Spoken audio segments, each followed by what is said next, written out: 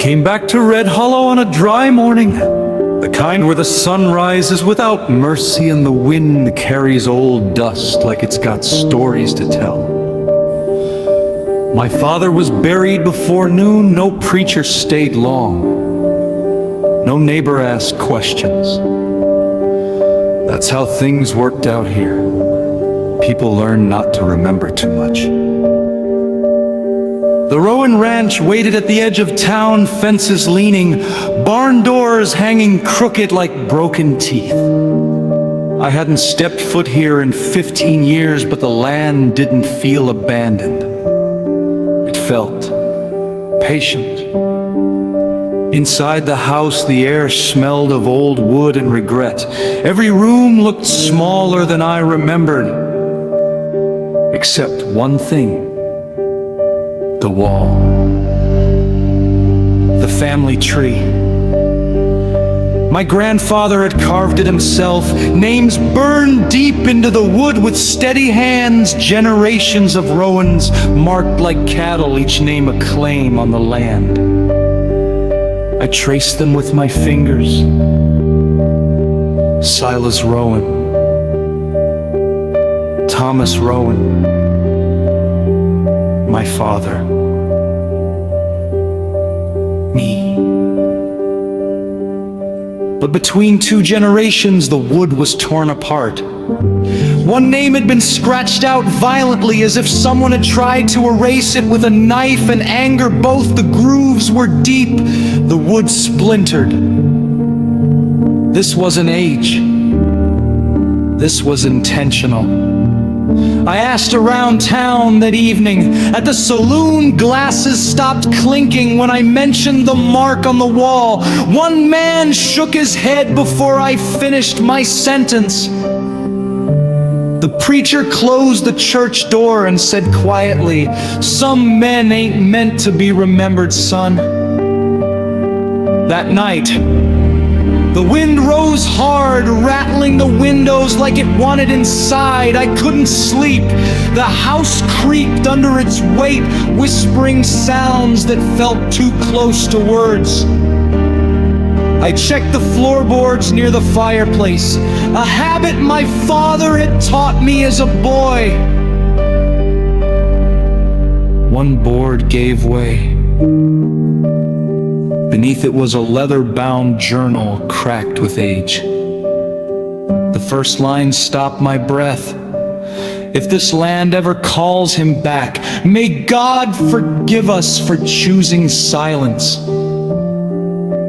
Page after page told a story that never reached an ending. Fear, accusations, a decision made too quickly and never spoken aloud again. The final page held just one name, written carefully, not carved, not erased. Elias Rowan. No date of death. No grave location, no prayer. I stepped outside, journal in hand. The moon hung low over the ranch. The field stretched empty except at the far fence line. A figure stood there, still, watching. Too far to see a face, close enough to know he wasn't a trick of the dark. The wind died suddenly, and a thought settled heavy in my chest. A man without a grave ain't always dead.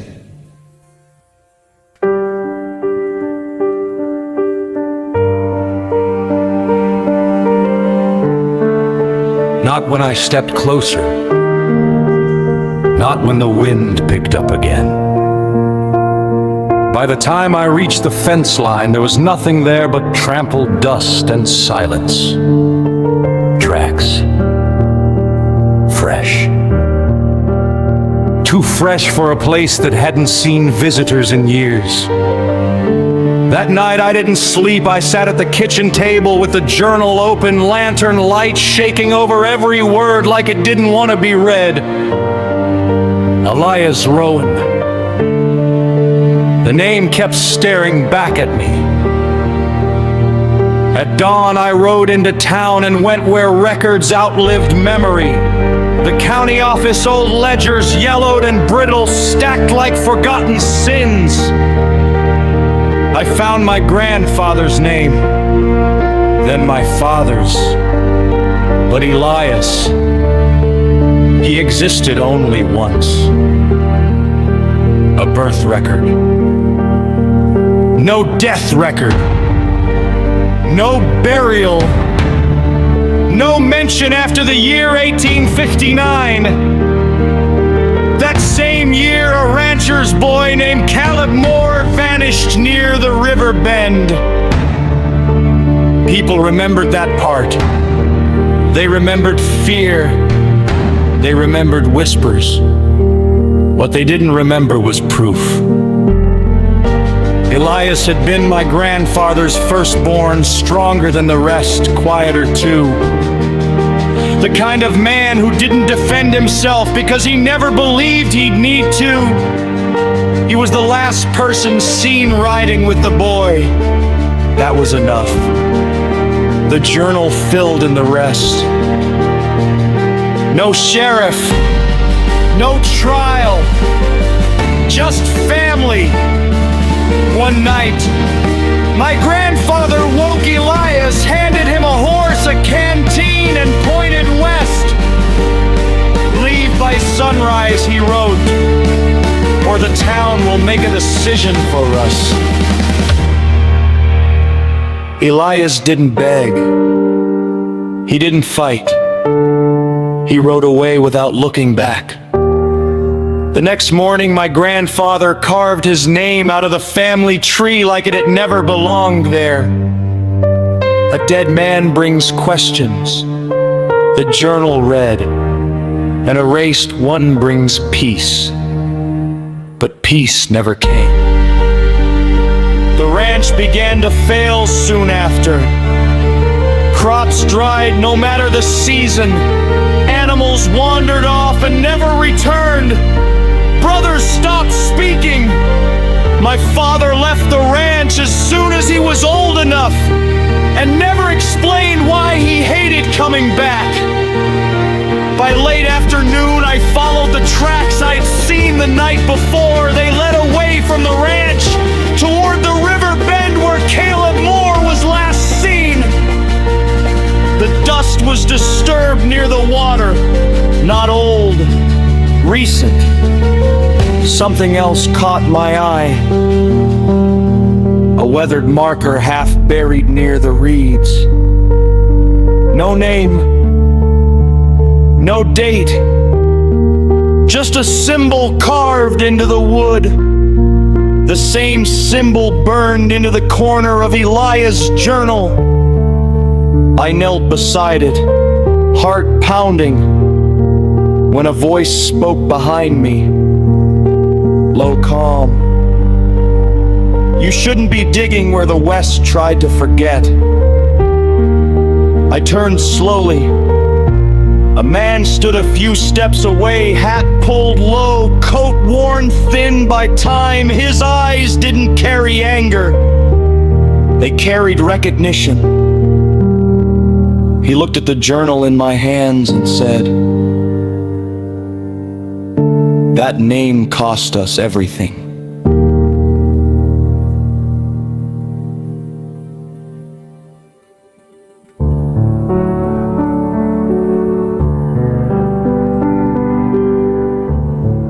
The words hung between us, heavy as gun smoke after a shot. I didn't move, my hand tightened around the journal. "Who are you?" I asked. "And how do you know Elias Rowan?" The man didn't smile. He exhaled slowly, like he'd been carrying that answer for years. "You didn't come back for the ranch," he said. "You came back because the land called you. He turned toward the river bend, then stopped. "Walk with me," he said, "if you really want to know." We moved along the water's edge. The sun dipped low,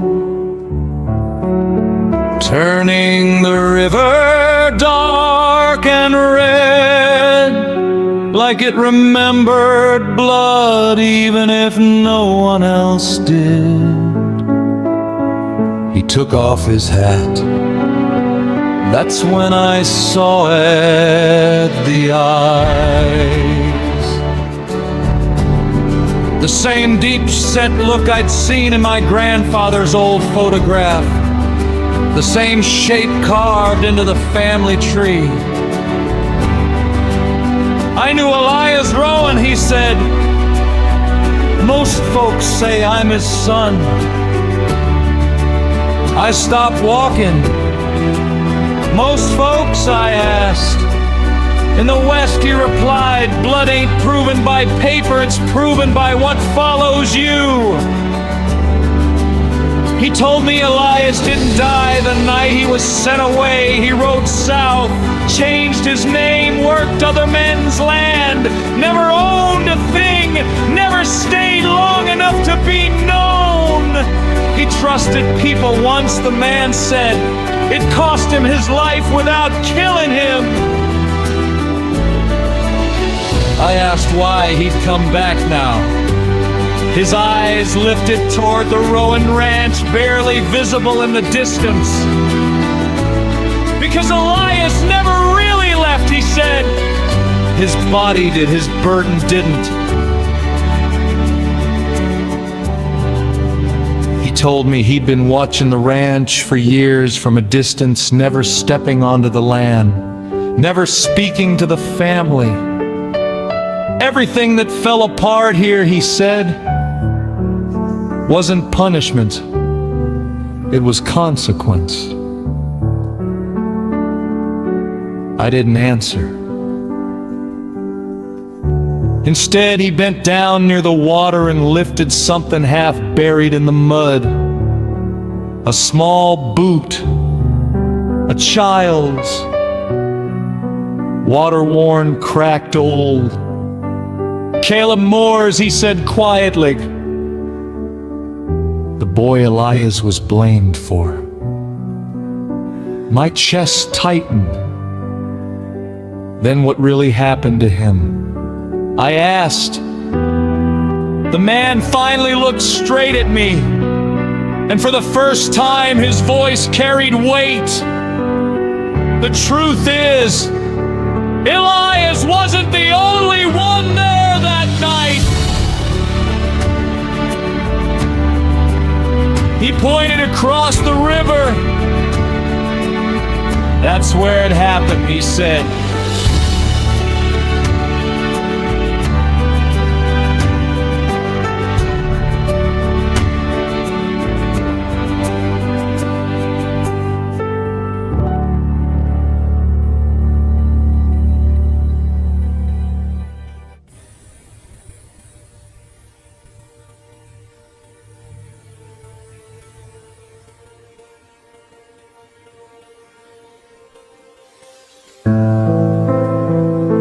The man didn't cross the river. He stayed on this side, boots planted in the mud, eyes fixed on the opposite bank like it might answer back. That night, he said, wasn't quiet like people remember. He nodded toward the trees. That's where the other witness stood. I followed his gaze. "Who?" I asked. He hesitated, then spoke the name like it still weighed something. Jonah Hale. The town drunk, the man everyone ignored. Jonah had been fishing that night, half a mile upstream. He didn't come forward because no one ever listened to him, and because what he saw made him afraid. Elias and the boy weren't alone. The man continued. They rode down to the river near sunset. Elias was fixing a loose strap on the saddle. The boy wandered toward the water.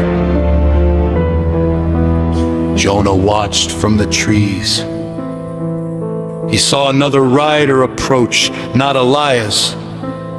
A man with authority, clean coat, steady horse, someone the town trusted. The boy slipped. The river was fast, that seasoned snowmelt from the hills. The child screamed once before, the current pulled him under. Elias ran for the water. The other man didn't. He stood there, the man said, voice tight, watching a mistake turn into a death. By the time Elias dragged the boy out, it was too late. The man with the clean coat spoke first. If this gets out, we're both finished. Elias wanted to ride straight into town. The other man said no. He reminded Elias of something the West had always understood, that truth mattered less than reputation. They argued. Jonah heard shouting. Then the other man rode away, alone. Elias stayed with the body until morning. That's how Jonah found him, exhausted, soaked, holding a child he couldn't save. And that's the part people don't know. The man beside me said, Elias didn't run, he waited. The town didn't ask who else was there. They already had someone to blame. Fear chose faster than facts. Jonah tried to tell the sheriff weeks later. The sheriff told him to forget what he thought he saw. Some stories don't belong to men like you, he said. Jonah drank himself quiet after that. I stood there, the river moving steadily between us and the past. Who was the other man, I asked? The man beside me didn't answer right away. Instead, he reached into his coat and pulled out something wrapped in cloth. He unfolded it carefully. A silver badge, old, scratched, worn, smoothed by years of use. My stomach tightened. The name etched across it was still readable. My grandfather. The man turned to me and said quietly, Episode 5 is where you decide whether blood protects the truth or buries it.